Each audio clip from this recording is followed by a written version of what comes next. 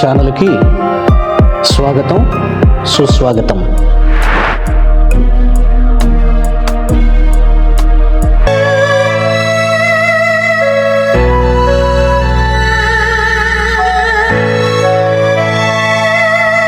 రాజులకు రాజును, ప్రభువులకు ప్రభువునైన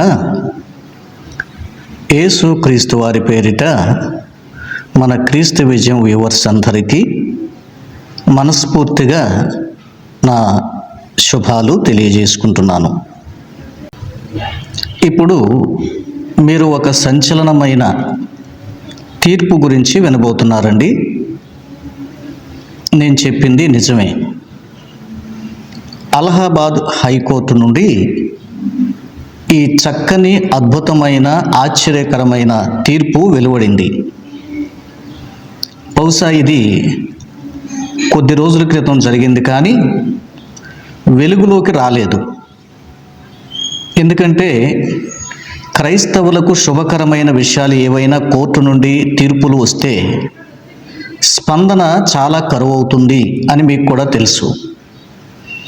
మెయిన్ లైన్ ఛానల్స్ ఏవి కూడా క్రైస్తవ సంబంధితమైనటువంటి విమర్శలకైతే పట్టించుకుంటారు, కానీ శుభకరమైన విషయాలు చెప్పాల్సి వస్తే మరి ఎస్సీ, ఎస్టీ, క్రైస్తవ సంబంధితమైనటువంటి వాటిని పట్టించుకోనట్లుగా వదిలేస్తాయి మెయిన్ లైన్ ఛానల్స్. అది ఏదైనా కావచ్చు, దాదాపుగా TV5 కావచ్చు, ABN ఆంధ్రజ్యోతి కావచ్చు, TV9 ఛానల్ కావచ్చు, ఇక ఏదన్నా కానివ్వండి. ఇది నిజంగానే ఒక సంచలనమైన, అద్భుతమైన, ఆనందకరమైన విషయం. ఎవరికి?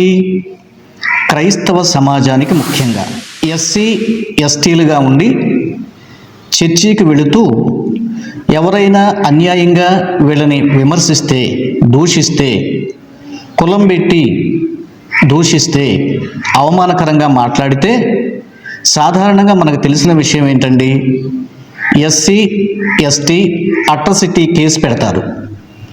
అంటే ఇక దానికి తిరుగుండదండి, సరాసరి జైలుకి వెళ్ళిపోవడమే. దాదాపుగా కొన్ని సంవత్సరాలు శిక్ష అనుభవించాల్సిందే. బహుశా ఇది విషయం మీ అందరికీ తెలుసని నేను భావిస్తున్నా. క్రైస్తవ చర్చిలకు వెళితే, క్రైస్తవులుగా చర్చిలోకి వెళితే ఎస్సీ, ఎస్టీ అట్రాసిటీ కేసు పెట్టడానికి వీళ్ళు తమ అర్హతను కోల్పోతారు అన్న వార్తా కథనాలు ఇప్పటి వరకు మనం చూస్తున్నాం. ఉదాహరణకి పిట్లవానిపాలెం మండలం కొత్తపాలెంకి సంబంధించి ఒక పాస్టర్ గారు ఎస్సీ, ఎస్టీ కేసు వేశాడు. దాని విషయంలో ఆంధ్రప్రదేశ్ హైకోర్టు దాన్ని కొట్టేసింది.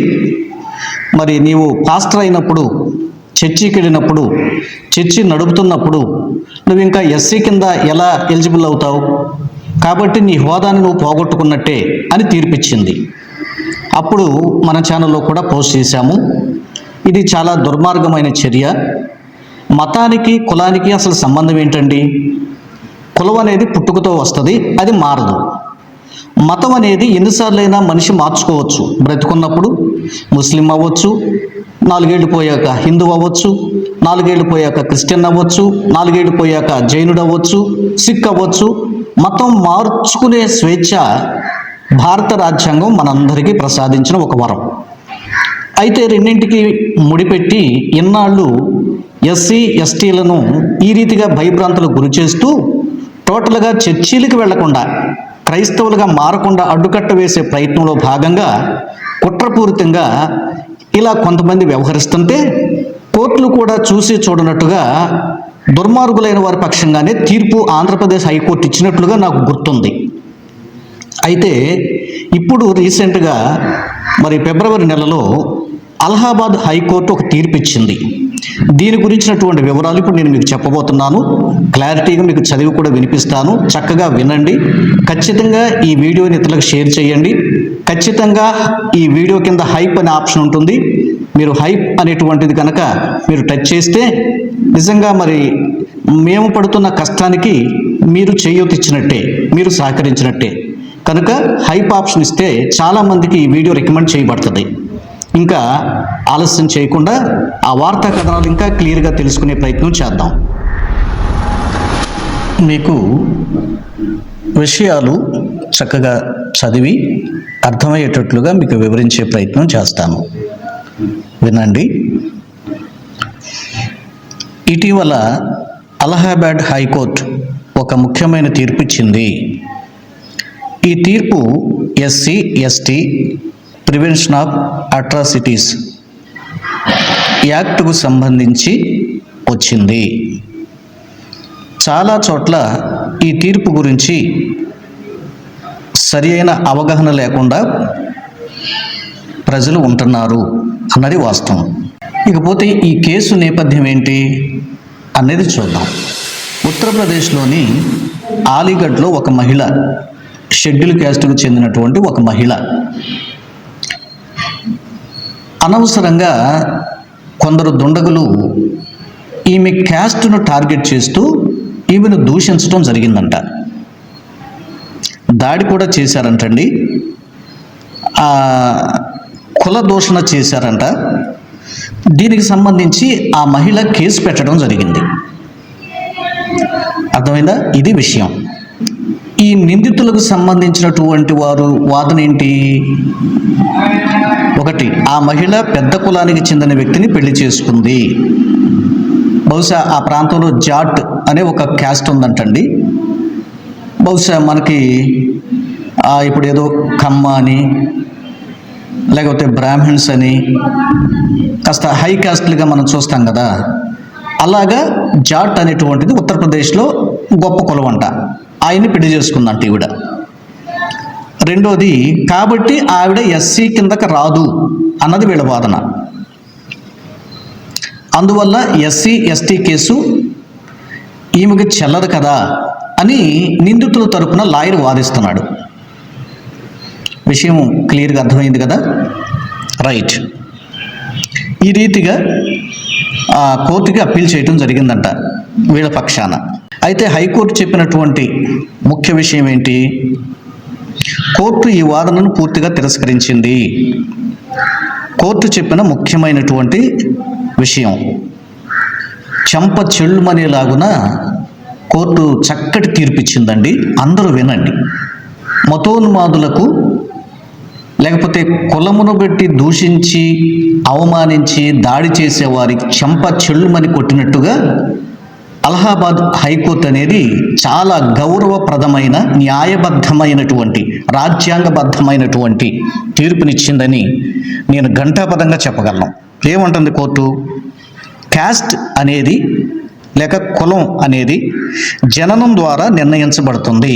ఎస్, పెళ్లి చేసుకున్నా, నోట్ దిస్ పాయింట్, లేదా మతం మార్చుకున్నా అది మారదు.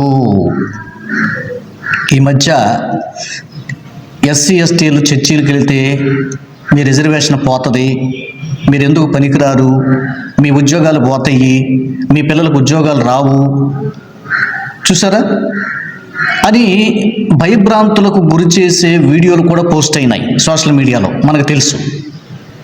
కొంతమంది పనిగట్టుకొని మతోన్మాదులు ఈ కోణంలో వాదిస్తూ, చర్చికి వెళ్తే ఇంకా నువ్వు క్రిస్టియన్వే కదా, ఎస్టీ ఎస్సీ ఎస్టీలు ఇది మీకు ఎందుకు వర్తిస్తుంది, ఆ రిజర్వేషన్ ఎందుకు వస్తుంది, మీ కులం మారిపోయినట్టే కదా అంటే క్రిస్టియన్ చర్చిలోకి వస్తే క్రిస్టియన్గా మారిపోతాడా? కులం ఎట్లా మారుతుంది? మతం కదా. క్రిస్టియానిటీ అనేది మతం, హిందుత్వం అనేది మతం, ఇస్లాం అనేది మతం. కులం వేరు కదా. ఇప్పుడు సబ్ కాస్ట్లు ఉంటాయి, మాల, మాదిగ, ఎరుకుల, యానాది, ట్రైబల్స్ ఉంటాయి. ఇలా చెప్తున్నందుకు క్షమించండి, అంటే అర్థం కావటానికి నేను గుర్తు చేస్తున్నాను. ఇలాగా బడుగు బలహీన వర్గాలు, ట్రైబల్స్ తెగలు, దారిద్ర్య రేఖకు దిగువన ఉన్నటువంటి కులాలు వేరు.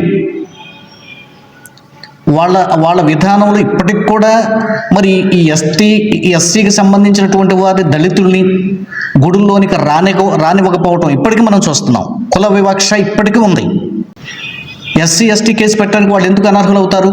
కాబట్టి కోర్టు ఇదే న్యాయబద్ధంగా తీర్పు ఇచ్చింది, చెంప చెళ్ళుమనిపించే తీర్పు ఇచ్చింది.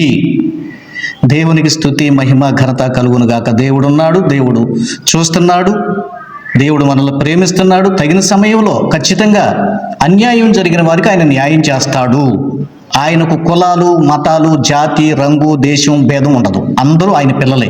అన్యాయం చేస్తే ఆయన సహించడు. ఎవరికైనా ఆయన న్యాయం చేస్తాడు. ఏ మతంలోనైనా ఆయన న్యాయం చేస్తాడు. ఏ కులం వారికైనా ఆయన న్యాయం చేస్తాడు. గుర్తుంచుకోండి. ఆమెకు జన్మతహా వచ్చినటువంటి కుల గుర్తింపు అలాగే ఉంటుంది. మతం మారినా సరే, వేరే మతస్థుని పెళ్లి చేసుకున్నా సరే, కులం పుట్టుకతో వస్తుంది కాబట్టి అది మారదు అని స్టేట్మెంట్ ఇచ్చింది. ఇంకా ఎస్సీ ఎస్టీ అట్రాసిటీ కేసు పెట్టే హక్కు ఈ తీర్పు ప్రకారం ఈ పరిస్థితుల్లో కూడా ఎస్సీ ఎస్టీ యాక్ట్ ఉపయోగించుకోవచ్చు.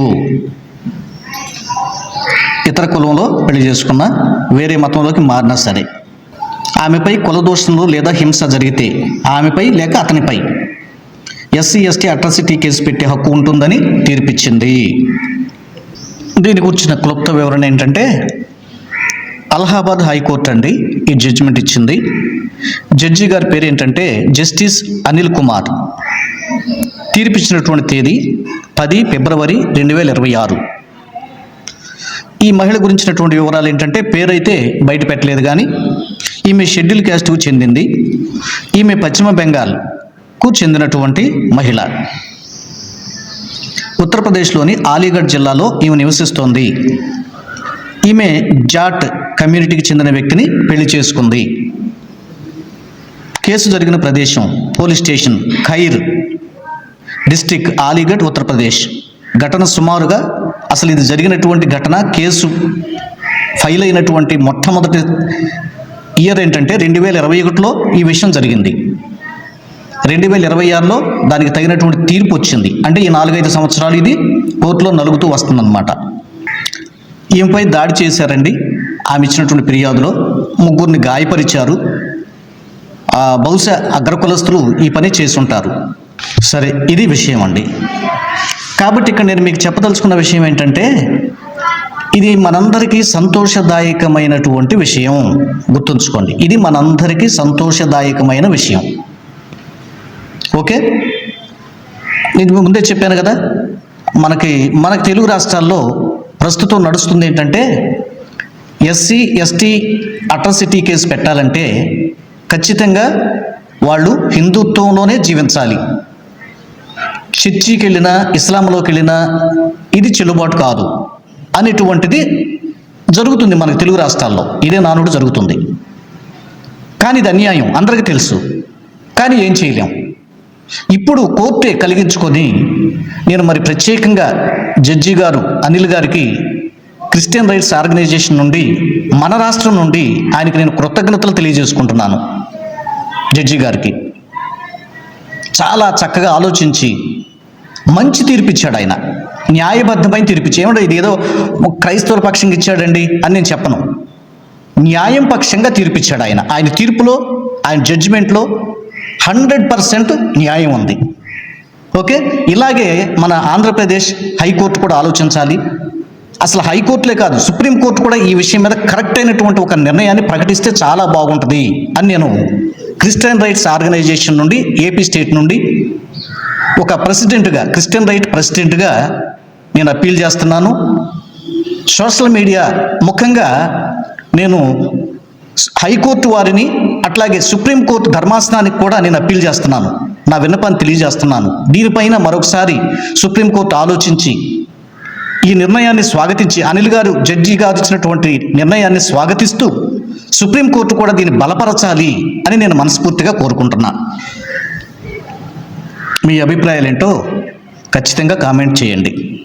Thank you. God bless you. మీ అందరికీ వందనాలు.